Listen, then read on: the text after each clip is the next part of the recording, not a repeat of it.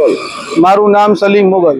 હાલ ધોરાજી સરકારી હોસ્પિટલની અંદર છેલ્લા ઘણા સમયથી બાળ રોગ નિષ્ણાત ડોક્ટરની જગ્યા ખાલી હોય, જેની કારણે ધોરાજી શહેર અને તાલુકાના લોકો ખૂબ હેરાન અને પરેશાન થઈ રહ્યા છે।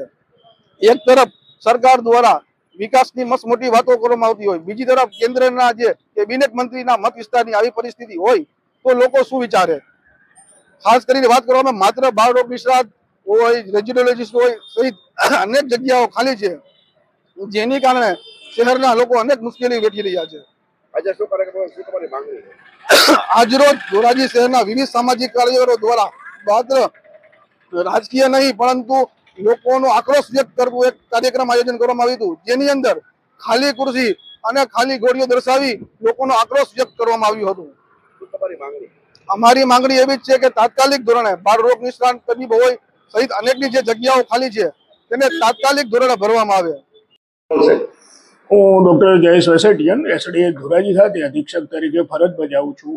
હાલમાં અમારી હોસ્પિટલ ખાતે બાળરોગ નિષ્ણાતની જગ્યા ખાલી છે અને સરકારશ્રીને અમે રજૂઆત કરેલ છે અને હાલમાં પ્રતિનિયુક્તિના ધોરણે જેતપુર ખાતેથી મંગળ, ગુરુ અને શનિ 3 દિવસ બાળરોગ નિષ્ણાત સેવા આપે છે।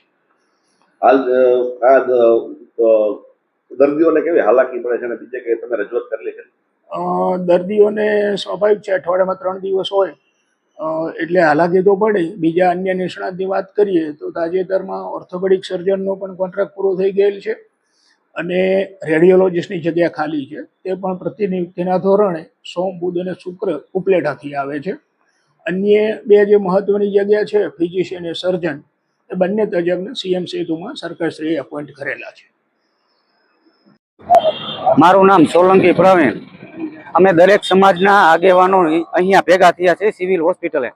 અમને લોકો દ્વારા એવી રજૂઆતો આવે છે કે અહીંયા રેડિયોલિસિસ્ટ તેમજ સોનોગ્રાફીના મશીનરી એમનામ જ પડી છે, જ્યાં બાળકોના ડૉક્ટરની જરૂરિયાત હોવા છતાં અહીંયા જે ધારાસભ્ય શ્રી મહેન્દ્રભાઈ પાડલિયા તેમજ આપણા કેન્દ્રીય મંત્રી અહીંના સાંસદ શ્રી મનસુખભાઈ માંડવિયા, તેઓને આ સિવિલ હોસ્પિટલની મુલાકાત લેવી જોઈએ અને લોકોના પ્રશ્નોનું નિરાકરણ લાવવા માટે અહીંયા અમારી સરકારશ્રીને રજૂઆત છે કે અહીંયા ડૉક્ટરની નિમણૂક કરે, બાળકોના ડૉક્ટરની નિમણૂક કરવામાં આવે।